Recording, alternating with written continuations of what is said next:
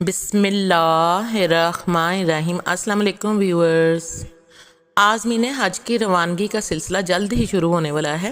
میری طرف سے تمام وہ افراد جو کہ حج پر جا رہے ہیں ان کو بہت بہت مبارک ہو۔ اللہ تعالیٰ آپ کے سفر حج میں آسانیاں پیدا کرے اور آپ کا یہ حج مبرور ثابت ہو۔ حج پر جانے سے پہلے ہمارے ہاں رشتہ داروں کی بہت سی دعوتیں کی جاتی ہیں۔ رشتہ دار جب ملنے آتے ہیں تو ان کو پرتکلف کھانا کھلایا جاتا ہے، اور اس سے پہلے لوگ مختلف رشتہ داروں کے گھر جاتے ہیں جو ان کے گھر آتے ہیں، اور اگر ان سے کوئی کوتاہی ہوئی ہوتی ہے جو عازمین حج ہوتے ہیں تو وہ ان سے معافی تلافی بھی کرتے ہیں۔ آج کی ویڈیو میں آپ کو بتاؤں گی کہ حج پر جانے سے پہلے سب رشتہ داروں کو کھانا کھلانا ضروری ہے یا نہیں۔ اس سوال کا یہ جواب ہے کہ حج پر جانے سے پہلے سب رشتہ داروں کی دعوت کرنا، پرتکلف دعوت کرنا ضروری نہیں ہے۔ اس قسم کی دعوت کا اہتمام کرنا اور اس کو لازمی سمجھنا غلط ہے، یعنی کہ یہ ایک بدعت ہے۔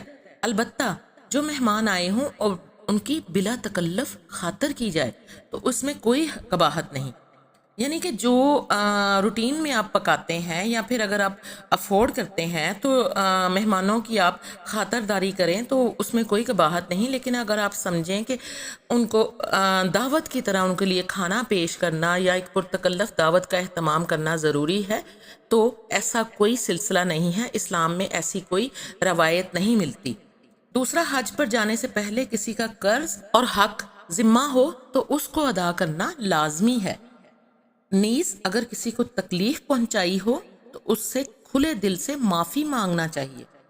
محض رسمی کلمات کہنے سے ذمہ داری ادا نہیں ہوتی کہ آپ روٹین میں کومن آپ یہ کہہ دیں کہ میں تم سے معافی مانگتا ہوں یا آپ سب سے معافی مانگتا ہوں کہ مجھ سے جو کوتاہی ہو گئی ہے ان کو معاف کر دیں۔ نہیں، یہ نہیں، بلکہ اگر آپ نے انفرادی طور پر کسی بندے سے زیادہ زیادتی کی ہے یا آپ کی طرف سے کوئی ایسا کام سردرد ہو گیا ہے جس سے آپ جانتے ہیں کہ اس بندے کو تکلیف پہنچی ہے، تو آپ کا اس بندے سے معافی مانگنا اور دل سے معافی مانگنا بہت ضروری ہے۔ البتہ اس میں یہ بھی بات ہے کہ اگر کسی نے صراحت سے کہہ دیا کہ میں نے معاف کیا تو معافی ہو جائے گی۔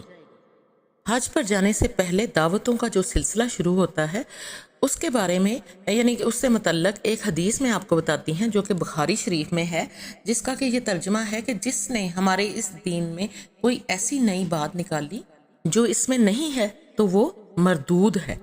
یعنی اپنی طرف سے کسی چیز کو لازمی سمجھ لینا، جیسے مثال کے طور پر حج پر جانے سے پہلے اس بات کو لازمی سمجھ لینا کہ لوگوں کی دعوت کرنا ضروری ہے، تو ایسا کچھ نہیں ہے اور یہ بدعت کے زمرے میں آتا ہے۔